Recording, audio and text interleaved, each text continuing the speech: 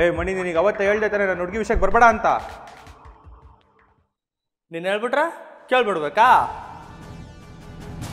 ನಾನು ಅವಳನ್ನ ಲವ್ ಮಾಡ್ತಾ ಇದ್ದೇನೆ, ಅವಳು ನನಗೆ ಬೇಕು.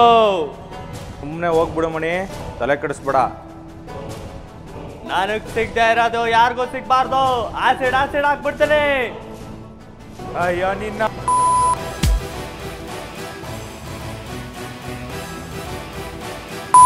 ಒಳ್ಳೆ ಮಾತು ಹೇಳಿದ್ರೆ ಕೇಳಲ್ಲ ನೀವು.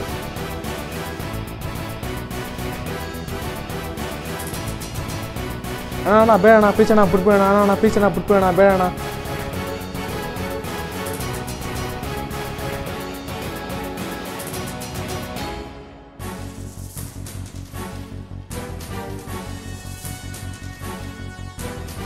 ಏಯ್ ನಾಗ,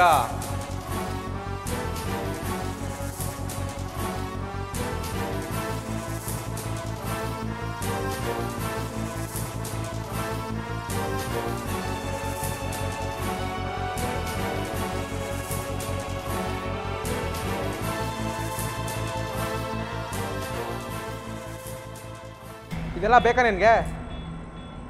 ಅವತ್ತು ಹೇಳ್ದೆ ತಾನೆ ಅವರಿಬ್ರು ಕಮಿಟ್ ಆಗಿದ್ದಾರೆ, ಬಿಟ್ಬಿಡು ಅಂತ.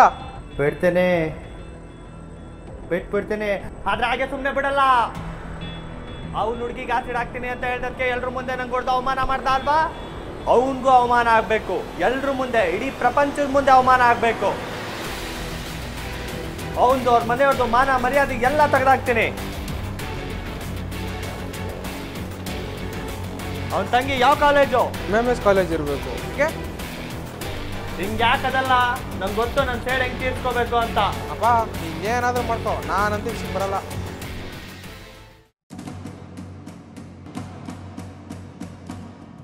ಏಯ್ ಬರ ಇಲ್ಲಿ ಫಸ್ಟ್ ಇಯರ್ BSc ಸ್ವಾತಿ ಅಂದ್ರೆ ಯಾರ? ಸ್ವಾತಿನಾ? ಇಲ್ಲೆಲ್ಲ ನೋಡಿದ್ನಲ್ಲ, ಅಲ್ಲೇ ಅವ್ರು ನೋಡಿ.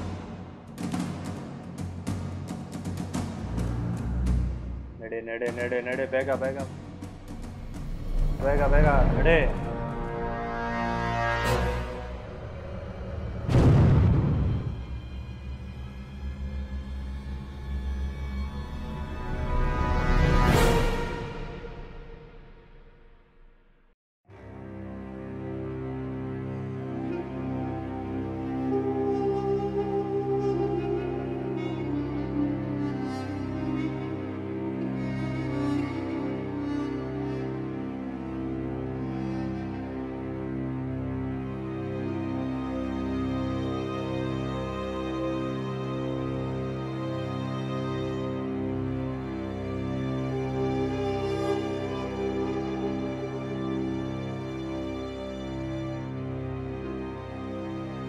ಗುರು ಏನಾಗಿದೆ ಇಲ್ಲಿ?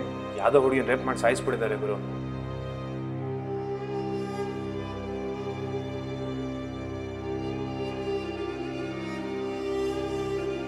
ಪ್ರಿಯಾ,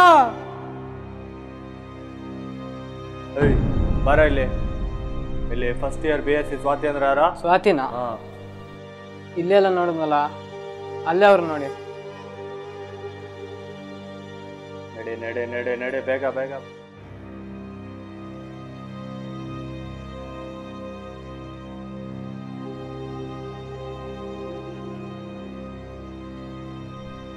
ನಿಮ್ಮ ದ್ವೇಷಕ್ಕೆ, ಕೋಪಕ್ಕೆ, ಕಾಮಕ್ಕೆ ಅಮಾಯಕ ಹೆಣ್ಣು ಮಕ್ಕಳ ಜೀವನವನ್ನು ಹಾಳು ಮಾಡಬೇಡಿ.